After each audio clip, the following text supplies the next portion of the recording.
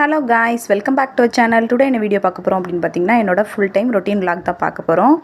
பார்க்கலாமா? Good morning.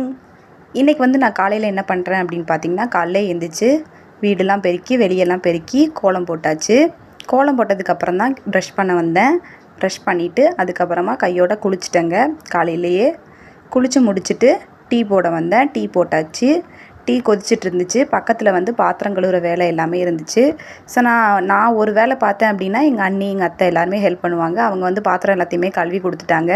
எங்கள் வீட்டில் எப்போவுமே நான் மட்டுமே தனியாக செய்ய மாட்டேன். அண்ணி அத்தை எல்லோரும் இருக்கிறதுனால எல்லாருமே ஹெல்ப்ஃபுல்லாக பண்ணுவாங்க. எல்லா ஒர்க்குமே ஷேர் பண்ணி தான் பண்ணுவோம். இந்த மருதாணி செடியை வந்து ஏன் இப்படி கட்டி வச்சுருக்கோம் அப்படின்னு பார்த்திங்கன்னா, கோழி தொல்லை தாங்க முடியலங்க. அதை கடிச்சு அவ்வளோத்தையும் வம்பாக்கி போட்டுச்சு. அதனால் கட்டி வச்சுருக்கோம். ரோஸ் வந்து ரொம்ப நாளாக தழுக்கவே இல்லைங்க இலையே. இப்போ தான் கொஞ்சமாக தழுத்து மொட்டு விட்டுருக்கு. அதுக்கப்புறமா கருவேப்பிலை மரம், அதுக்கப்புறம் மாதுளை மரம், அப்புறம் மல்லிகைப்பூ செடி எல்லாத்துக்குமே தண்ணி விட்டுட்டு இருந்தாங்க. காலையிலே பிளிஸ்ஃபுல்லாக இருந்துச்சு. மார்னிங் வந்து கோழியை வந்து திறந்து விட்டோம். அப்புறம் தான் டீயை குடிச்சிட்டு வீடெல்லாம் பெருக்க வேண்டிய வேலை இருந்துச்சு. ஸோ வீடு எல்லாத்தையும் நான் பெருக்கிட்டு இருந்தேன். வீடு எல்லாம் பெருக்கி முடித்து வரவே மணி 8:30க்கு மேலே ஆயிடுச்சு. அதுக்கப்புறமா வந்து மாடியில் வந்து ஹஸ்பண்ட் வந்து துணி எல்லாத்தையுமே அவங்க துவைச்சி போட்டாங்க. நான் ஒரு வேலை பார்த்தா அவங்க ஒரு வேலை பார்த்துருவாங்க. ஸோ நான் பாப்பாவுக்கு மட்டும் தூங்கி முழித்து அவளுக்கு டானிக் கொடுப்பேன். காலையிலே குளிக்க ஊற்றிட்டாங்க. ஸோ டானிக் கொடுத்தேன். மல்டி விட்டமின் டானிக் கொடுப்பேன். அதுக்கப்புறம் அயன் டானிக்கும் கொடுப்பேன். 2 டானிக் மார்னிங் கொடுக்க சொல்லியிருக்காங்க. ஸோ நான் கொடுப்பேன். 2 டானிக் கொடுத்து முடித்ததுக்கப்புறமா எனக்கு எனர்ஜி ஏற்றுறதுக்காக நான் வந்து முருங்கை இலை சூப்பு போட்டிருந்தேன். இந்த முருங்கை இலை சூப்பில் வந்து நான் எப்படி போடுவேன் அப்படின்னு பார்த்திங்கன்னா, முருங்கை இலையை போட்டு கொஞ்சமாக மிளகு, அப்புறம் பூண்டு, அதுக்கப்புறம் கொஞ்சம் சீரகம், கொஞ்சம் மஞ்சள் தூள், உப்பு சேர்த்து நல்லா கொதிக்க வச்சு நல்லா தண்ணி சாறு வந்து நல்லா வற்றினதுக்கப்புறமா போட்டு குடிப்பேன். இது வந்து ரொம்ப ஹெல்ப்ஃபுல்லுங்க. லேடிஸ் வந்து மஸ்ட்டு குடிங்க. இது வந்து குறுக்கு வலிக்கெலாம் நல்லா கேட்கும் அப்படின்னு சொல்லுவாங்க. அதுக்கப்புறம் வந்து பாப்பாவுக்கு ஃபுட்டு கொடுக்க ஆரம்பிச்சிட்டோம். அதனால் பாப்பாவுக்கு வந்து கம்பு வந்து ஊற வச்சு பால் எடுத்து அதை வந்து கொடுத்தேன். மார்னிங் வந்து எங்களுக்கு பிரேக்ஃபாஸ்ட் வந்து என்ன அப்படின்னு பார்த்திங்கன்னா, பழைய சாதம் கிடந்தது. ஸோ நாங்கள் வெங்காயம் வச்சு சிக்கன் பொரித்து வச்சுருந்தேன். அதை வச்சே நானும் என் ஹஸ்பண்டும் சாப்பிட்டுட்டோம். வேறு எதுவுமே பார்க்கல. காலையில் வந்து பழைய சாதம் இருந்ததுனால கோழி வந்து இப்போ தான் முட்டை விட்டுருந்ததுங்க. நாட்டுக்கோழி முட்டை ரொம்பவே டேஸ்ட்டாக இருக்கும், சூப்பராக இருக்கும். அதுக்கப்புறமா கொஞ்ச நேரம் கழித்து பாப்பா கூட கொஞ்ச நேரம் விளையாண்டுட்டு இருந்தேன். இது யார் அப்படின்னு பார்த்திங்கன்னா, எங்கள் அம்மா தான். ஊர்லேருந்து வந்திருந்தாங்க. கொஞ்ச நேரம் கழித்து பீட்ரூட் ஜூஸ் அகைன் போட்டு குடிச்சு எனர்ஜி ஏற்றிட்டு பிரியாணி செய்ய ஆரம்பிச்சிட்டேன். சிக்கன் பிரியாணி சாப்பிட்ணும் டெம்ட் ஆச்சு. ஸோ சிக்கன் பிரியாணி செஞ்சு ரைத்தா வச்சு சிக்கன் பொரித்து வச்சுருந்தேன். அப்புறமா வந்து ஸ்வீட் செஞ்சுருந்தோம். அதையும் சாப்பிட்டுட்டு ஃபில்லிங் ஆயிடுச்சு வயிறு. துணி எல்லாத்தையும் காய போட்டிருந்தாங்க. அது எல்லாத்தையுமே நான் எடுத்து வச்சு மடித்து வச்சுட்டேன். அதுக்கப்புறமா வந்து பூ வந்துச்சுங்க. ஸோ எங்கள் ஹஸ்பண்ட் வாங்கியிருந்தாங்க. அவங்க தான் பூ கட்டுவாங்க. எனக்கு பூ கட்ட தெரியாது. அது என்னவோ தெரியலங்க. ரொம்ப நாளாகவே பூ கட்ட ட்ரை பண்ணுறேன்.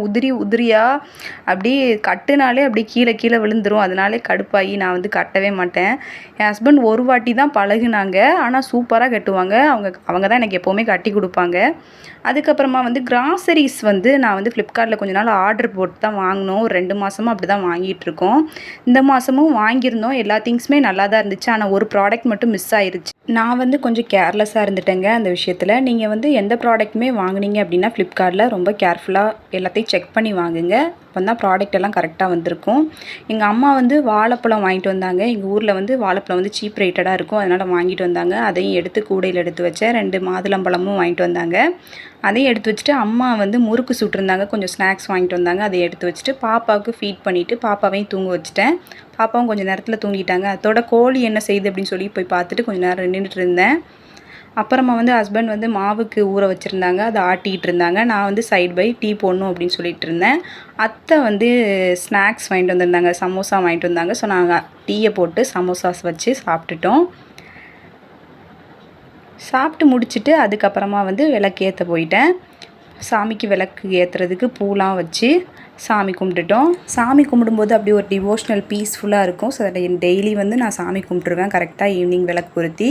அதுக்கப்புறமா எனக்கு டைம் இருந்துச்சு. ஸோ தட் நான் வந்து டெட்டுக்கு ப்ரிப்பேர் பண்ணுறேன். அதனால் புக் எடுத்துட்டேன். நானும் இன்றைக்கி தமிழ் எடுத்திருக்கேங்க.